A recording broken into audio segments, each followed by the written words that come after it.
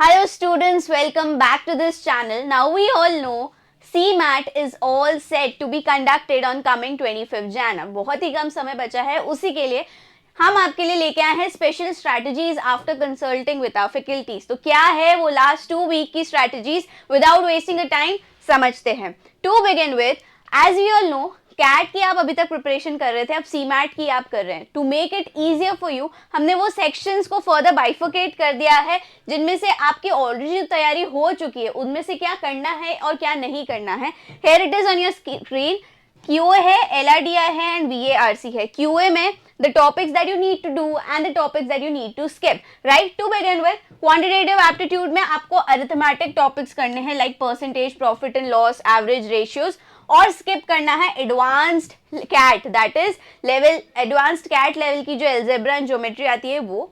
CMAT का जो level है वो CAT से थोड़ा सा lighter note पे है, कॉम्पिटिटिव भी कम है और साथ ही साथ इतना टफ आता नहीं है जितना कैट का लेवल है, इसलिए ये बाइफोकेशन आपके लिए लेट डाउन किया है। सेकेंडली LRDI में है जिसमें आपको puzzles, arrangement, coding and BR that is blood relation, उस पर फोकस करना है। और आप इसमें क्या स्किप कर सकते हैं, कॉम्प्लेक्स जो होते हैं सेट्स जिनमें Venn diagrams, data insufficiency, data sufficiency आता है, वो आप स्किप कर सकते हैं। Then comes VARC, again VARC goes without saying, basic grammar rules, vocabulary उनको स्ट्रॉन्ग रखना है, go and revise that. And जो लेंदी एब्स्ट्रैक्ट RCs आती है, you can skip that. So this is something that will be very helpful, so you can also take a screenshot of this.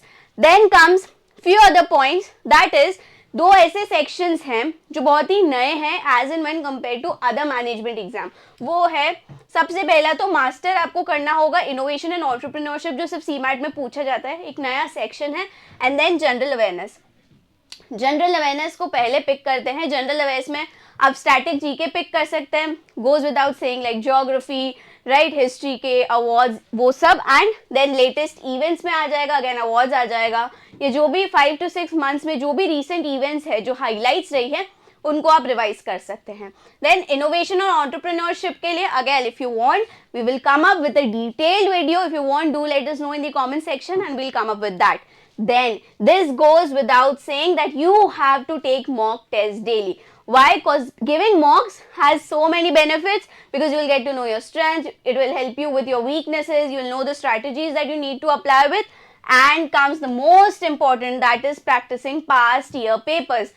Now why is it important? क्योंकि as we know this is something that is new here, right? CAT में almost सब same आते हैं, सारे section same है, but ये एक जो पर्टिकुलर सेक्शन है वो काफी अलग है।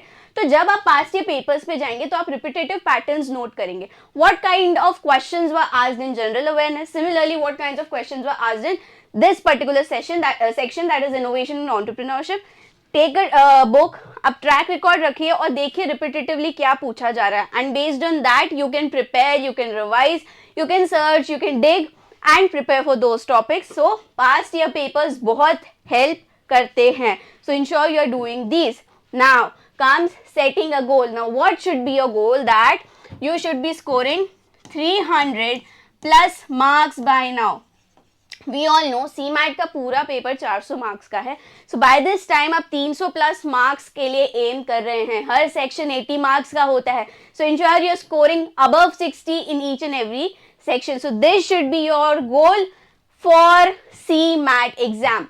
Now this was all about it. If you have any doubts, if you have any queries, do let us know in the comment section. I hope this video was helpful. Thank you.